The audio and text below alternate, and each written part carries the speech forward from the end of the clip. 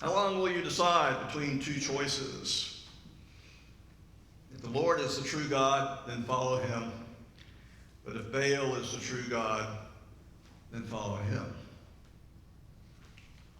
It's a question we can ask ourselves today, isn't it? A God nudge here and there. Do this, do that, and then you wimp out. Follow something else. Obadiah wanted to do that. That's why I read the first part of that little story, because Obadiah was fearful for his life, even though he was a follower of God. He was fearful that when he went to Ahab, Ahab was going to kill him, because that's what Ahab does with people he doesn't like.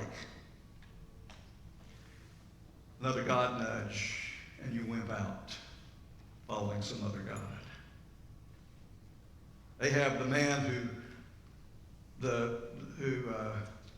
promised, really, and was the result of the 3-year drought that they were in, was going, and Obadiah was going to pay him this visit. I can imagine that maybe Obadiah carried a memo from God that read something like this. Ahab, my anointed king, you've been taught to worship the Lord only and to walk in his ways and follow his paths, to have no other God before you. Those are the commandments, right? And now this Jezebel comes along and she introduces you to Baal worship, and it's sensual and exciting and you like it.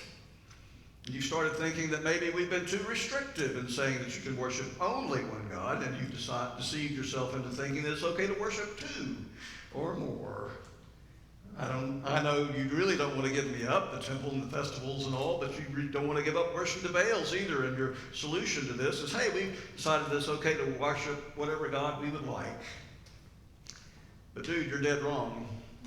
You can't have it both ways. If I'm God, then follow me. If Baal's God, then follow him. Make up your mind. Make a choice. Get off the fence. Quit playing games. Sincerely, the God of Abraham, Isaac, and Jacob. And then just for emphasis, Elijah comes along and shares the memo with all the people of Israel.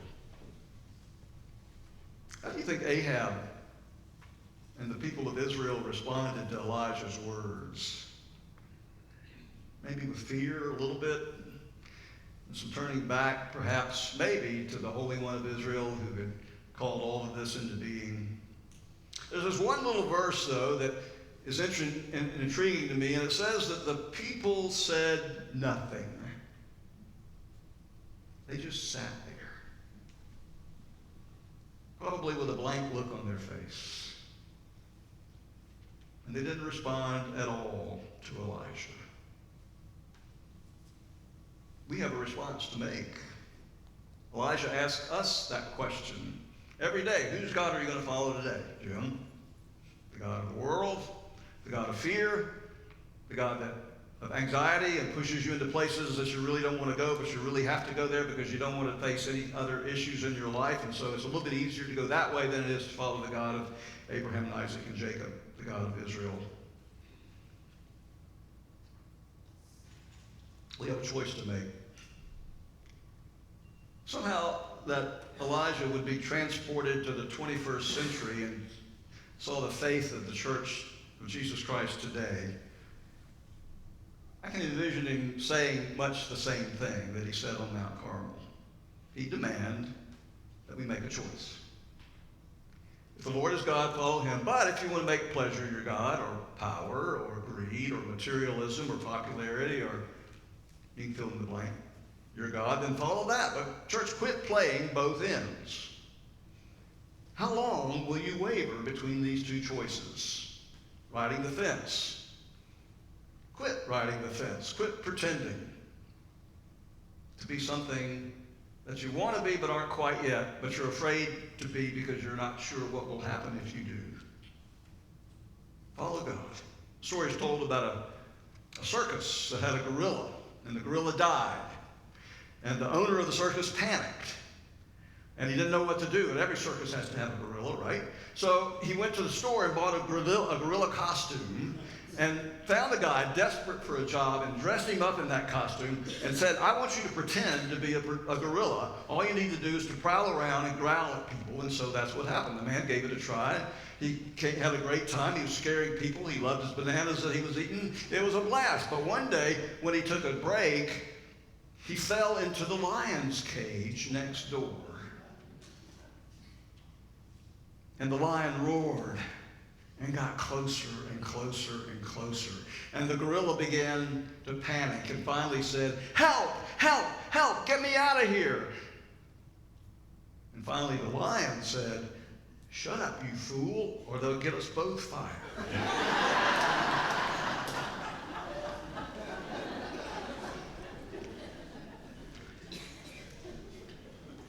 A lot of us have a bad habit of playing at our Christianity, at our faith. It looks good when we're in the right places, when we're on TV making announcements and pronouncements, at Bible studies and at church on Sunday, even football games when a touchdown is scored. Yay, thank you, God. But come a county or a city council meeting or a political rally or an off-year election, it's pretty clear to me that we take on and take off our Christianity like a costume. And we're not sure who it is that we follow. Want to keep a job, want to keep a place, want to still run in the right circus. We want to help keep our friends. But Elijah said to us, we who are the church have to make up our minds. We've got to make a choice. If you want to play around with pleasure and fame and popularity and materialism, if you want to make them your gods, then follow them. Make up your minds. And then quit making yourself miserable by toying with your faith and trying to live in these two worlds. Make your choice. Elijah is arguing for the right choice, to follow the God of Abraham, the God revealed to us in Jesus Christ. He's asking us to have a willingness to trust this God in the moments when we fear the most our future and what's happening around us. He's asking us when we can hear the chariots of the armies behind us. He's asking us just to trust this God will see us through. You say, yeah, but you don't understand my life, Jim. I work for a company that expects me to serve them like a slave. I've got a portfolio I have to protect. I've got a lifestyle to preserve. I've got a church to run. I've got friends that I like to keep. And being a disciple of Jesus isn't exactly fit with their lifestyle. Remember the Jesus freak movement from years and years ago? I was one of those guys. Christian faith is about a commitment of one's life to Jesus Christ and to go wherever he sends you and to do whatever he asks. And we have to make that choice. Like the Israelites, you have to choose. If we believe that the gods that we have fashioned for ourselves are God, that they bring you life, then go for it and follow them. But know that when you find yourself in a ditch one day, that there's no amount of shouting, no amount of dancing, no amount of sacrificing and cutting yourself is going to conjure up these God's will to get you out of that ditch. All of those gods will leave you empty and alone, and you will put your life at risk. Elijah knew that risk. He knew that's what the risk was for the people whom God had called forth from nothing and gave them a land and brought them out of Egypt to live again on this land. As long as they stopped listening to the false prophets. If they didn't stop killing their own children in sacrifice to Baals, which was what they were doing, if they continued letting the old folks starve, if they continued letting false prophets have power over them, if they kept putting the poor outside the gate to starve to death, they would lose their collective life. So he proposed this contest. Ahab, you call on your God, I'll call on mine, winner take all. Their gods were evidently on vacation. The priest danced and wailed to no response at all. And then it was Elijah's turn, and the fire came down. This holy fire, so righteous and powerful that it destroyed the sacrifice and the stones, and that the sacrifice was on, evaporated the water that was in the ditch around it. Nothing was left. A pile of nothing. The prophets, all of those folks who spewed conspiracy theories and claims that were false, all of those folks who thought they knew what the truth was, but it was really a falsehood in their life, they all met their Maker because they had lost all of their perceived power.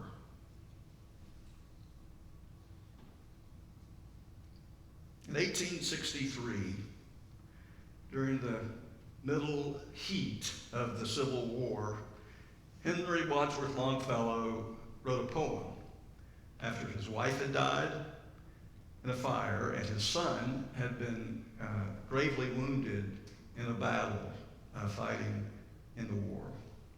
A couple of lines from that poem. It was as if an earthquake rent the hearthstones of a continent and made forlorn the households born of peace on earth, goodwill to men. And in despair I bowed my head. There is no peace on earth, I said, for hate is strong and mocks the song of peace on earth, goodwill to men. Then pealed the bells more loud and deep. God is not dead, nor doth he sleep. The wrong shall fail, the right prevail, with peace on earth, goodwill to men. We sing it every Christmas, don't we? It reminds us of the promise of a child born in Bethlehem. A promise that is true today as it was then. False prophets are always trying to lead us astray. It's always somebody else's fault that we're in the situation we're in. We could be better than anything we've ever been before if we just do these things and work this plan. And if we buy into that plan and work their plan and buy their products and their deal, we can be whole again. But still, children are dying from drugs. And drive-by shootings are still occurring in our world. And seniors still have to make choices between food or medication on a weekly basis. And innocent workers are rounded up and incarcerated, and conspiracy theories posted on social media have more power than the truth, it seems. The poor linger in hopes of any aid. Today's a good day for the Church of Jesus Christ, who himself was caught up in the throes of illicit governments. Today's a good day for the church to rise up and trust the God that is revealed in Jesus, as Elijah did. It doesn't need any proof. It doesn't need the stone altars. It just needs our faith and our life. That God knows what God is doing in the midst of all of this. For all of our life, for individuals, as congregations, as a state and a nation. And it might be that we can all be transformed into this kingdom of God that was ushered into this world so long ago when we sang that song, and we sing that song from Longfellow.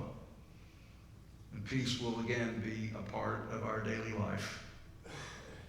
But for now, choose wisely, for your life depends on it a lot. for those who have ears to hear this morning, hear.